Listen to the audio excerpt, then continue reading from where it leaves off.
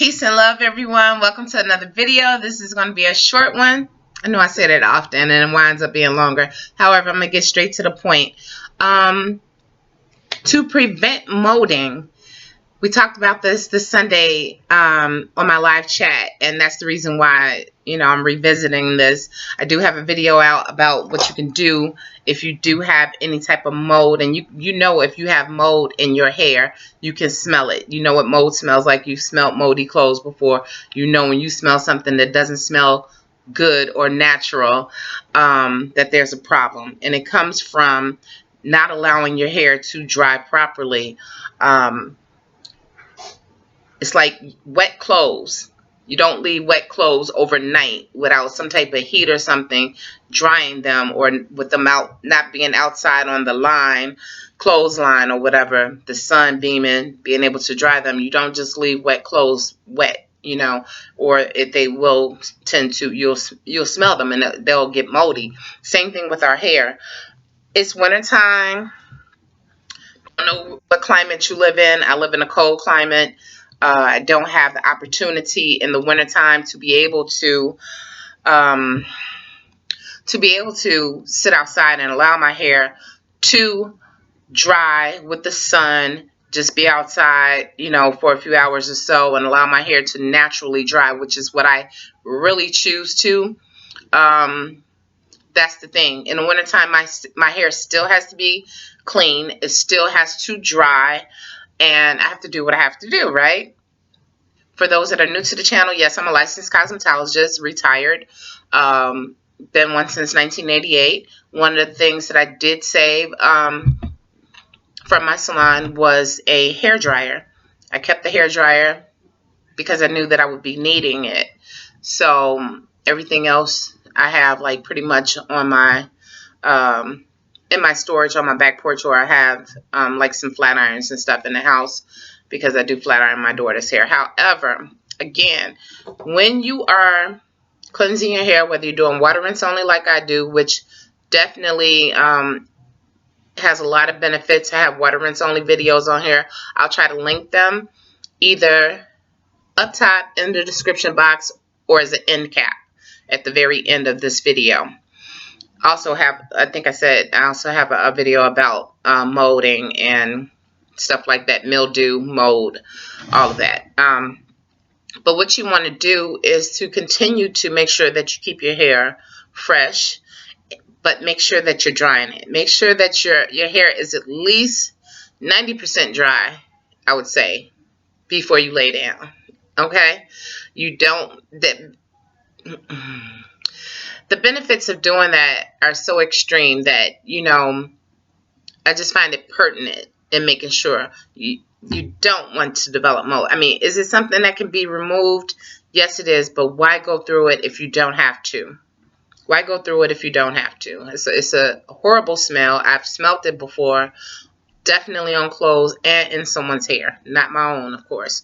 But anyway, I talk about using a diffuser. I was just talking about my dryer. I do have a professional dryer. In the wintertime, I will sit under the dryer. Most of the times, I want to make sure that my pores are closed, that my scalp and the top part of my hair, my head from the top to at least mid-length, if I'm going outside, is dry because I don't want to get sick. After that, I do, if I'm not going anywhere, I make sure that I take all of my hair, which I have a lot, and I'll hold it up underneath the dryer and wrap it around until it can fit until it can fit under the dryer. Some of this hair is just gonna have to hang down until it fits under the dryer because I want my hair as dry as possible. Now, does that take away like all the moisture? Does that like dry my hair totally? No, it does not. And I like it because it is diffused heat, because you have the little air vents inside of the dryer, where the air is coming out, and you can control the temperature as well as, the amount of time that you're under there. But everybody doesn't have access to a professional hair dryer. So I talk about diffusers. Some people don't know what diffusers are. This is a blow dryer with a diffuser. This is the diffuser. Now, as you can see, this particular one, I do have one that doesn't have this on it, the little tips.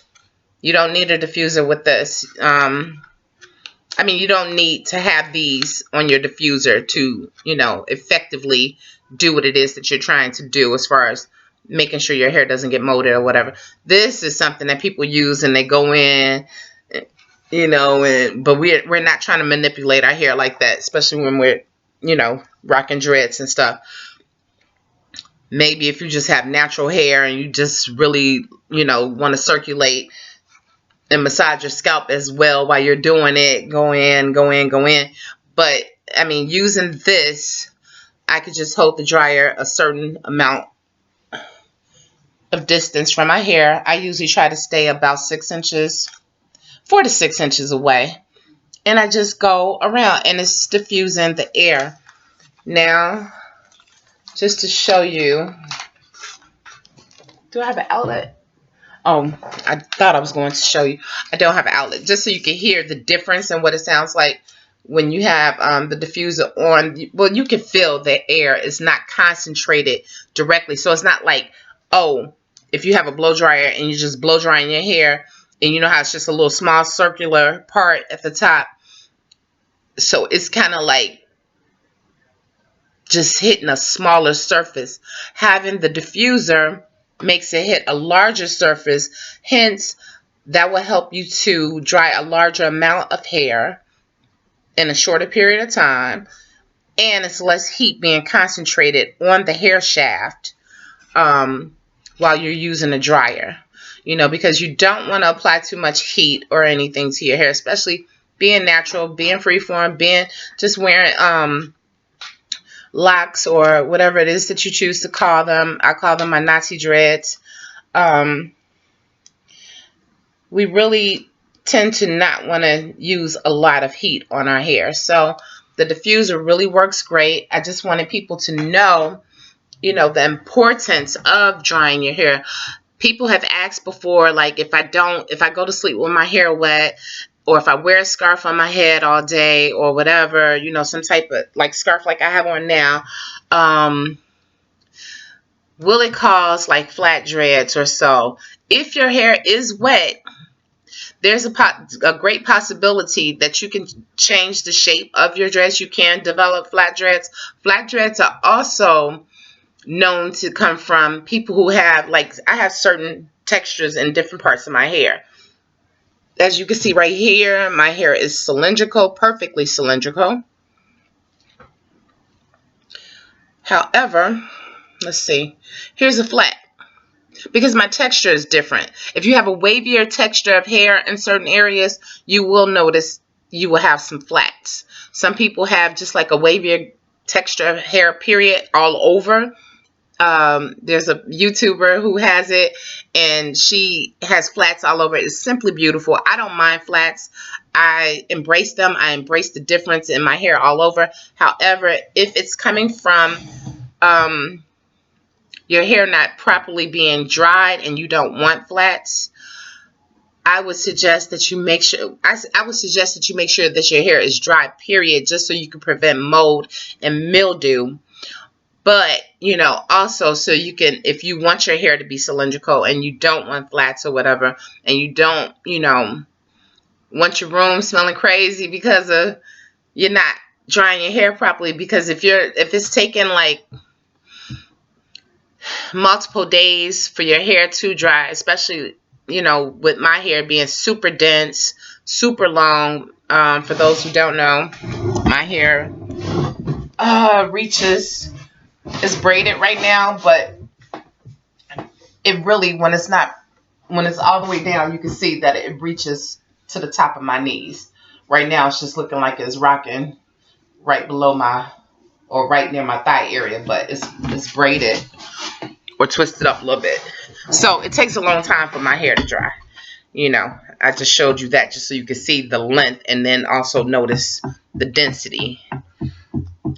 Okay, so make sure that you're properly drying your hair in the winter. Don't like not cleanse your hair or water rinse your hair because it's wintertime and you know it's going to take forever to dry or whatever, or just you walking around the house thinking it's going to air dry because you have on the heat in your house. No. If you live in a climate like I do where it's cold, make sure that you, Lucky wants to get in the video, make sure that you are properly drying your hair. And again, a diffuser, if you don't have a dryer, a diffuser is an excellent thing for the end of your dryer. Sometimes you can buy a dryer that automatically comes with a diffuser. Sometimes you just buy it separately. It's not an expensive piece to buy. You can look it up on Amazon, look up diffusers, dryer diffusers, hair dryer, blow dryer diffusers. Amazon. I don't really do eBay, but let's just stick with Amazon. You can find it at your local Walmart. You can find them at random stores. I mean, they have them. It's not something that's unheard of. So make sure that you're properly drying your hair. Now, if you do find that you have an issue from over product usage, which also causes a smell in your hair or so, and you cleanse your hair, do an ACV rinse, and you still have a moldy type smell, again, I'm going to link the videos in which you can find out more information on what to do next after the fact. You know, once you know that you have moldy or mildew or moldy hair, moldy or mildewed hair, you know, which is something that you don't want because that's not healthy. It's I don't know. It's not healthy, but it's also not appealing, and no one wants to smell your hair, and I'm sure you don't either. So with that being said, that's the end of the video. Make sure you check in the description box. I have merchandise, t-shirts, mugs, all types of stuff. If you haven't come to a live chat, please make sure you come to the live chat on Sundays at 4 p.m. Central Time, in which we talk about Natty dreadlocks, we talk about manicure locks, we talk about natural hair. We do a lot of talking about nutrition. I know a lot of people in January, they always try to go on some type of nutritional change or so to mold their bodies for the summertime. Well, this is something that we do all year long. You don't have to like drastically change your nutrition just for a certain period of time only to go back to old habits and to get unhealthy again. So we talk about that. So join us in on a Sunday chat, 4 p.m. Central Daylight Time.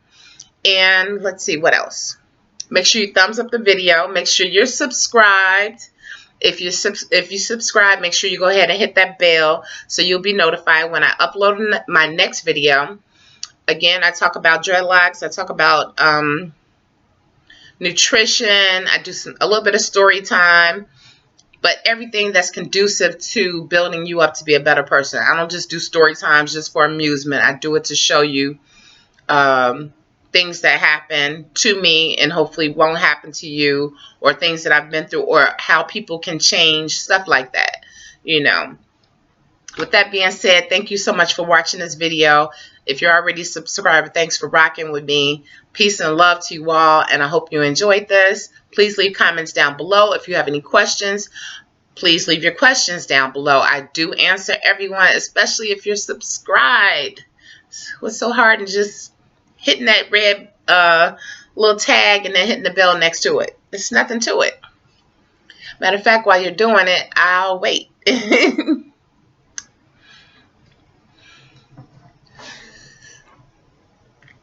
All right. By now, you should be subscribed. Thank you so much for watching. Peace and love.